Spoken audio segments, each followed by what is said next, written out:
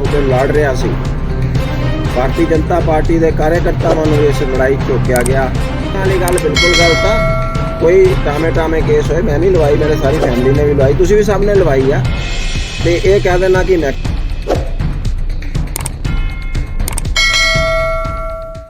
हिंदुस्तान दे विच जो कोविड की रोकथाम वास्ते और विशेष तौर पर वैक्सीन जिहड़ी हिंदुस्तान च लगाई जा रही है, ਉਹਦੀਆਂ 1 साल दियां जो उपलब्धियां ਉਹਦੇ बारे आपस च ਤੁਹਾਡੇ ਨਾਲ ਗੱਲਬਾत करनी आ।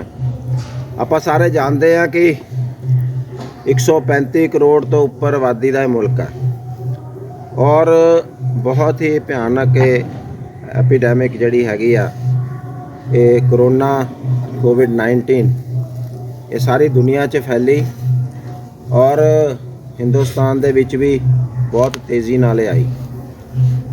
और साडे लिए अज गौरव की गल है कि साडे जो केंद्र च बैठी सरकार सी और विशेष तौर पर साडे मानयोग प्रधानमंत्री श्री नरेंद्र मोदी जी ने जिन्ना इहदे विच अपना परसनल इंटरस्ट दिखा के इस महामारी दे नाल सरकार दे लैवल ते सारी लड़ाई की ब्योंतबंदी की और पूरे मुल्क के लोगों नूं, प्रैस नूं, जिहड़े स्वास्थ्य कर्मी आ, सुरक्षा कर्मी आ, सारिਆਂ ਨੂੰ जोड़ के ये लड़ाई लड़ी। ਉਹਦੇ करके अज असी कोविड दे विच दुनिया लड़ाई लड़ने लिए दुनिया के एक सब तो सक्षम देशों की गिनती दे विच पहुँचे हैं और प्रधानमंत्री जी का भी विशेष तौर पर हर प्लेटफार्म ते जो दुनिया दियां कॉन्फ्रेंसिस हुंदियां उन्हां दी शलाघा की गई है। सो 1 साल पहला 3 जनवरी नूं कोविड दे जो वैक्सीन सी रिकॉर्ड टाइम दे विच वो वैक्सीनेशन तैयार की गई हिंदुस्तान ने। नहीं तो अज तक भी होर पोलियो नूं किन्ने साल हो गए आ, बाकी टीवी दे सारी ये दवाई जी वैक्सीनेशन की इंपोर्ट होंदी सी और बड़ी औखे ते लोकां नूं टाइम मिलता सी। पर एडे वड्डे मुल्क च ये कोविड वैक्सीन मैनेजमेंट जिस ढंग नाल होई आ, ये साडे सारिਆਂ ਲਈ एक फखर का गौरव का विषय आ। ਉਹਦੀ अज असी चर्चा करते हैं कि हुण तक 1 साल दे विच कुल 160 करोड़ तो उपर डोजेज जड़ियाँ वो दित्तियां जा चुकियां। 91 करोड़ लोगों नूं पहली डोज दी जा चुकी है। 66 करोड़ लोगों नूं दोनों डोज लग चुकी हैं। बूस्टर डोज भी 60 साल के उपर लोगों नूं ते जिहड़े स्वास्थ्य कर्मी हैगे आ, सुरक्षा कर्मी है जिहड़े हैंडलिंग करते आ कोरोना की, उन्होंने भी शुरू हो गई है। 15 तो 17 साल के जो बच्चे आ उन्होंने भी ये लगनी शुरू हो गई है।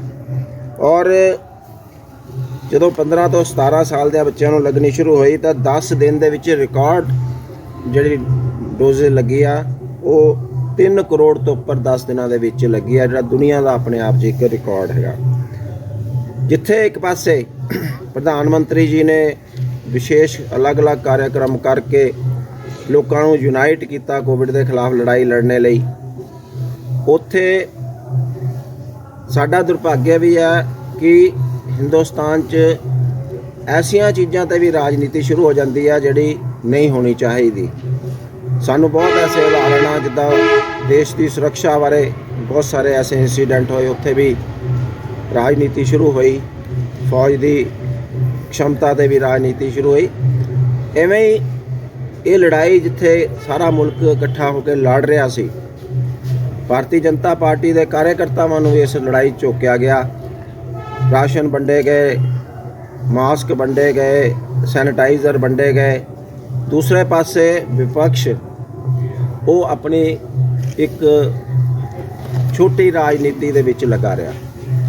मैं सिर्फ याद दिलाना चाहना है कि जदों कोविड का वैक्सीन शुरू होया तो इत्ते तरह तरह के प्रश्न उठाए गए और खास तौर पर कोवैक्सीन ते जिहड़ी इंडिया दे विच इजाद की गई सी, इंडिया दे विच जिन्हों कढ़िया गया सीगा और रिकॉर्ड घट समय कढ़िया गया सीगा।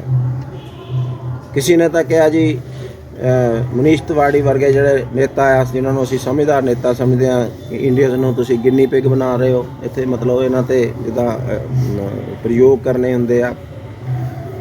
ਬਹੁਤ ਸਾਰੀਆਂ ਸਟੇਟਾਂ ਦੇ ਮੁੱਖ ਮੰਤਰੀ ਨੇ, ਮਮਤਾ ਬੈਨਰਜੀ ਨੇ, ਪੀ ਚਿਦੰਬਰਮ ਜੀ ਨੇ, ਹੋਰ ਵੱਡੇ ਵੱਡੇ ਲੀਡਰਾਂ ਨੇ, ਸੁਰਜੇਵਾਲਾ ਨੇ ਐਸੇ ਪੁੱਠੇ ਸਿੱਧੇ ਬਿਆਨ ਦਿੱਤੇ।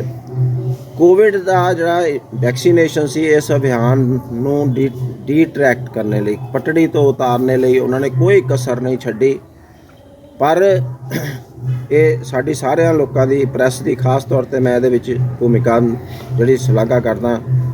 ਹਰ ਮੀਡੀਆ ਨੇ ਇਸ ਅਭਿਆਨ ਨੂੰ ਅੱਗੇ ਵਧਾਇਆ ਔਰ ਅੱਜ ਅਸੀਂ ਇਸ ਨਤੀਜੇ 'ਤੇ ਪਹੁੰਚੇ ਕਿ ਇਹ ਵੱਡਾ ਮੁਲਕ ਸਾਰਾ ਮੈਨੇਜੇਬਲ ਹੋਇਆ ਔਰ ਅਸੀਂ ਸਭ ਤੋਂ ਘੱਟ ਮੌਤਾਂ ਵੀ ਇੰਡੀਆ 'ਚ ਸਾਰੇ ਪ੍ਰਯਾਸਾਂ ਦੇ ਨਾਲ ਕੋਵਿਡ ਦੇ ਕਰਕੇ ਹੋਈਆਂ। ਫਿਰ ਹੋਰ ਤਰ੍ਹਾਂ ਦੀ ਰਾਜਨੀਤੀ ਸ਼ੁਰੂ ਹੋ ਗਈ। ਇਹ ਜਿਸ ਤਰ੍ਹਾਂ ਦੇਖਿਆ ਕਿ ਲੋਕ ਤਾਂ ਤੁਰ ਪਏ ਆ ਇਸ ਪਾਸੇ ਨੂੰ, ਫਿਰ ਇਹ ਸ਼ੁਰੂ ਹੋ ਗਿਆ ਕਿ ਸੂਬਿਆਂ ਨੂੰ ਅਧਿਕਾਰ ਦਿਓ ਕੋਵਿਡ ਦੇ ਕੋਵੈਕਸੀਨ ਦੇ ਕੰਟਰੈਕਟ ਕਰਨੇ ਦੇ। ਜਿਹੜੇ ਸੂਬਿਆਂ ਨੂੰ ਅਧਿਕਾਰ ਦੇ ਦਿੱਤੇ, ਫਿਰ ਮੈਡਮ ਸੋਨੀਆ ਜੀ ਕਹਿੰਦੇ ਪਈ ਇਹ ਪੱਲਾ ਝਾੜ ਰਹੀ ਆ ਸੈਂਟਰ ਗੌਰਮੈਂਟ।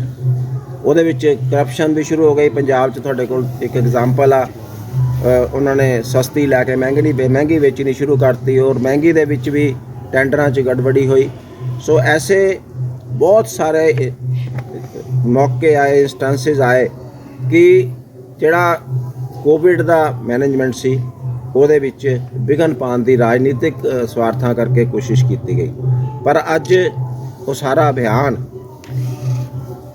ਆਪਣੇ ਦੇਸ਼ ਦੀ ਜਨਤਾ ਦੇ ਕਾਰਨ ਬਹੁਤ ਸਫਲਤਾਪੂਰਵਕ ਚੱਲ ਰਿਹਾ ਔਰ ਜੋ ਅੱਜ 1 ਸਾਲ ਦੀਆਂ ਅਚੀਵਮੈਂਟਸ ਹੈਗੀਆਂ ਕੋਵਿਡ ਦੇ ਵਿੱਚ, ਉਹ ਆਪਾਂ ਤੁਹਾਡੇ ਨਾਲ ਸਾਂਝੀਆਂ ਕੀਤੀਆਂ ਤਾਂ ਕਿ ਜਨ ਮਾਨਸ ਤੱਕ ਉਹਦਾ ਪ੍ਰਚਾਰ ਹੋ ਸਕੇ। ਸੂਰ ਸਾਹਿਬ, ਜਿਨ੍ਹਾਂ ਨੇ ਹੁਣ ਤੱਕ ਵੈਕਸੀਨੇਸ਼ਨ ਨਹੀਂ ਲਵਾਈ, ਉਹਨਾਂ ਨੂੰ ਕੀ ਮੈਸੇਜ ਹੈ ਤੁਹਾਡਾ?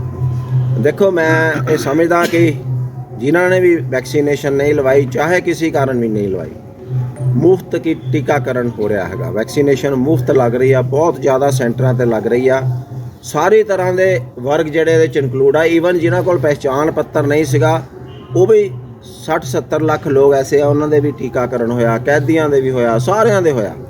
ਪਰ ਜਿਹੜੇ ਰਹਿ ਗਏ ਆ ਕਿਸੇ ਇਗਨੋਰੈਂਸ ਕਰਕੇ, ਕਿਸੇ ਵੀ ਭੁੱਲ ਕਰਕੇ ਜਾਂ ਕਿਸੇ ਮਿਸਟੇਕ ਕਰਕੇ, ਮੇਰਾ ਉਹਨਾਂ ਨੂੰ ਇਹ ਸੰਦੇਸ਼ ਆ, ਹੱਥ ਜੋੜ ਕੇ ਬੇਨਤੀ ਆ ਕਿ ਉਹ ਵੀ ਟੀਕਾਕਰਨ ਕਰਾਉਣ।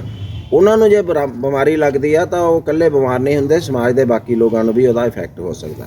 ਉਹ ਇਕੱਲੇ ਉਹ ਆਪਣੇ ਆਪ ਲਈ ਰਿਸਪੌਂਸੀਬਲ ਨਹੀਂ ਆ, ਉਹ ਪੂਰੇ ਜਿੱਥੇ ਵਿਚਰਦੇ ਆ ਉਹਨਾਂ ਸਭ ਲੋਕਾਂ ਲਈ ਵੀ ਰਿਸਪੌਂਸੀਬਲ ਆ।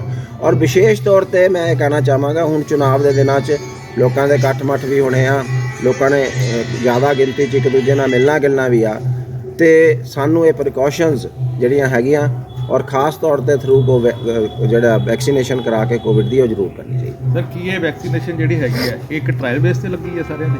ਬਿਲਕੁਲ ਨਹੀਂ, ਕੋਈ ਟ੍ਰਾਇਲ ਬੇਸ ਨਹੀਂ। ਇਹ ਖਾਮ ਵਿਪਕਸ਼ ਨੇ ਭਰਮ ਫੈਲਾਇਆ ਸੀ। ਪੂਰੇ ਟੈਸਟਿੰਗ ਦੇ ਬਾਅਦ ਲੱਗੀ। ਅੱਜ ਸਾਲ ਬੀਤ ਗਿਆ। ਤੁਸੀਂ ਦੇਖੋ ਵਿਦੇਸ਼ਾਂ ਨਾਲੋਂ ਚੰਗੇ ਨਤੀਜੇ ਜਿਹੜੇ ਇੰਡੀਆ 'ਚ ਵੈਕਸੀਨ। ਸਰ, ਵੈਕਸੀਨੇਸ਼ਨ ਲੱਗਣ ਤੋਂ ਬਾਅਦ ਜਦੋਂ ਕਿਸੇ ਨੂੰ ਕੋਈ ਬਿਮਾਰੀ ਹੁੰਦੀ ਹੈ, ਵੈਕਸੀਨੇਸ਼ਨ ਲੱਗਣ ਤੋਂ ਬਾਅਦ ਉਹ ਬਿਮਾਰੀ ਖਤਮ ਹੋ ਜਾਂਦੀ ਹੈ, ਪਰ ਇਹ ਵੈਕਸੀਨੇਸ਼ਨ ਲੱਗਣ ਤੋਂ ਬਾਅਦ ਵੀ ਬੰਦਿਆਂ ਦੁਆਰਾ ਕੋਵਿਡ ਹੋ ਰਿਹਾ, ਇਹਦਾ ਕੀ ਕਾਰਨ ਹੈ? ਫਿਰ ਦੇਖੋ, ਡਾਕਟਰਸ ਨੇ ਸਾਫ਼ ਇਹ ਗੱਲ ਪਹਿਲੇ ਸਪਸ਼ਟ ਕੀਤੀ ਹੈ, ਐਕਸਪਲੇਨ ਕੀਤਾ ਕਿ ਜਿਹੜਾ ਕੋਵਿਡ ਦਾ ਉਹ ਹੈਗਾ ਵਾਇਰਸ ਹੈਗਾ, ਉਹ ਆਪਣੇ ਕ੍ਰੋਮ ਬਦਲਦਾ ਹੈਗਾ, ਆਪਣੇ ਜਿਹੜੇ ਹੁੰਦੇ ਆ ਮਿਊਟੇਟਸ ਬਣ ਜਾਂਦੇ ਉਹਦੇ, ਔਰ ਉਹਦੇ ਕਰਕੇ ਵੈਕਸੀਨ ਜਿਹੜੀ ਪੁਰਾਣੀ ਉਹਦੇ 'ਚ ਥੋੜ੍ਹੀ ਉਹ ਕਰਨੀ ਪੈਂਦੀ ਹੈਗੀ ਆ, ਐਡੀਸ਼ਨ ਕਰਨੀ, ਬੂਸਟਰ ਡੋਜ਼ ਲਾਉਣ ਦਾ ਵੀ ਇਹੀ ਮਤਲਬ ਆ, ਜਾਂ ਵੈਕਸੀਨ ਨੂੰ ਵੀ ਉਸ ਢੰਗ ਨਾਲ ਮੋਡੀਫਾਈ ਕਰਨਾ ਪੈਂਦਾ। ਉਹ ਸਟੇਜ ਜਿਹੜੇ ਚੇਂਜ ਹੁੰਦੇ ਆ। ਪ੍ਰੋਬਲਮ ਆਣੀ ਚਾਹੀਦੀ, ਪਰ 2 ਡੋਜ਼ ਲੱਗਣ ਤੋਂ ਬਾਅਦ ਵੀ ਮੈਕਸਿਮਮ ਬੰਦੇ ਨੂੰ 15 ਦਿਨ ਮੈਕਸਿਮਮ ਬੰਦਿਆਂ ਵਾਲੀ ਗੱਲ ਬਿਲਕੁਲ ਗਲਤ ਆ। ਕੋਈ ਟਾਵੇਂ ਕੇਸ ਹੋਏ, ਮੈਂ ਵੀ ਲਵਾਈ, ਮੇਰੇ ਸਾਰੀ ਫੈਮਿਲੀ ਨੇ ਵੀ ਲਵਾਈ, ਤੁਸੀਂ ਵੀ ਸਭ ਨੇ ਲਵਾਈ ਆ। ਅਤੇ ਇਹ ਕਹਿ ਦੇਣਾ ਕਿ ਮੈਕਸੀਮਮ ਬੰਦਿਆਂ ਨੂੰ, ਕਿਸੇ ਨੂੰ ਕੋਈ ਮਾੜੀ ਮੋਟੀ ਪ੍ਰੋਬਲਮ ਆਉਂਦੀ ਆ ਵੈਕਸੀਨ ਦੇ ਬਾਅਦ, ਸਭ ਨੂੰ ਥੋੜ੍ਹੀ ਬਹੁਤੀ ਆਉਂਦੀ ਆ, 1-2 ਗੋਲੀਆਂ ਸਾਰੇ ਉਹ ਖਾਂਦੇ ਆ ਡੋਲੋ ਵਗੈਰਾ ਦੀਆਂ, ਅਤੇ ਉਹ ਦੱਸ ਵੀ ਦਿੰਦੇ ਨਾਲ ਹੀ, ਅਤੇ ਉਹਦੇ ਨਾਲ ਠੀਕ ਹੋ ਜਾਂਦੀ ਆ। ਮਤਲਬ ਬਾਈ ਐਂਡ ਲਾਰਜ ਜਿਹਨੂੰ ਕਹਿ ਸਕਦੇ ਆ, ਜਿਹੜੀ ਇਹ ਵੈਕਸੀਨੇਸ਼ਨ ਆ, ਇਹ ਹਿੱਤ 'ਚ ਹੈਗੀ ਲੋਕਾਂ ਦੇ। ਔਰ ਜਿਨ੍ਹਾਂ ਨੇ ਨਹੀਂ ਲਵਾਈ ਉਹਨਾਂ ਨੂੰ ਸਭ ਨੂੰ 2 ਡੋਜ਼ ਲਵਾਉਣੀਆਂ ਚਾਹੀਦੀਆਂ। ਜਿਹੜੇ ਬੂਸਟਰ ਡੋਜ਼ ਦੇ ਇੰਟਾਈਟਲਡ ਆ ਉਹਨਾਂ ਨੂੰ ਬੂਸਟਰ ਡੋਜ਼ ਲਵਾਉਣੀ ਚਾਹੀਦੀ।